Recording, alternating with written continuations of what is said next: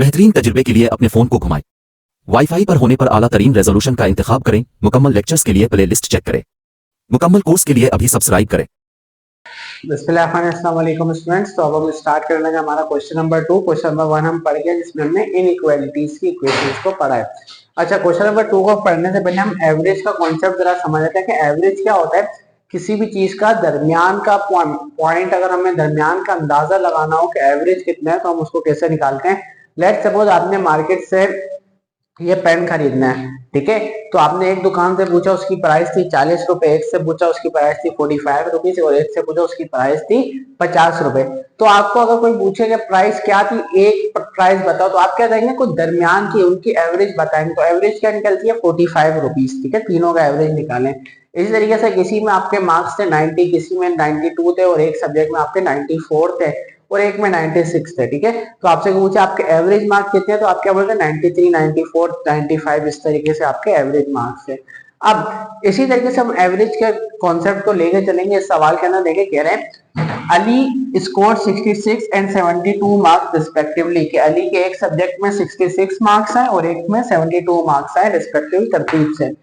For two test, दो test में, if the lowest marks he must have scored for his third test, उसको कम से कम कितने नंबर स्कोर करने पड़े, कितने नंबर चाहिए तीसरा टेस्ट के लिए, कि if an average score of at least 75 is required to qualify for a bonus prize, कि अगर हमें उसका एवरेज 75 के बराबर चाहिए।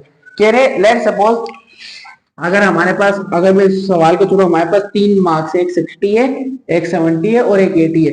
अगर मुझे इसका एवरेज निकालना है, ठीक है, तो हम क्या करते हैं 60 प्लस 70 प्लस 80 करेंगे और कितनी क्वांटिटीज है, 1 2 3, इसको 3 से डिवाइड कर देंगे। जो इसका आंसर आएगा वो हमारे पास क्या होता है, इसका एवरेज। कह रहे हैं 2 मार्क्स हम आपको बता रहे हैं, यानी कि 66 और 72, ठीक है। सवाल में हमको 66 प्लस 72 बता रहे। तीसरे मार्क्स हमें नहीं पता, वो हमें मालूम करने हैं, ठीक है। सॉल्व करते हैं। इधर मैं लिख देता हूं, let third subject marks is X, कितने हैं, एक्स है, ठीक है, एक्स है, वो हमें पता नहीं, वो हम मालूम करने। तीसरे में कितने होने चाहिए, अगर हम इनका एवरेज निकालें, इन तीनों मार्क्स का एवरेज निकालें, तो वो बराबर होना चाहिए या बड़ा होना चाहिए। इसका मतलब होता है बराबर होना चाहिए, बड़ा होना चाहिए, किससे, 75 से उन्होंने। तो ये हमारे पास कंडीशन है कि इन 3 सब्जेक्ट का एवरेज या तो बड़ा होना चाहिए या बराबर होना चाहिए 75 के, तो उसको बोनस प्राइस मिल जाएगा, ठीक है।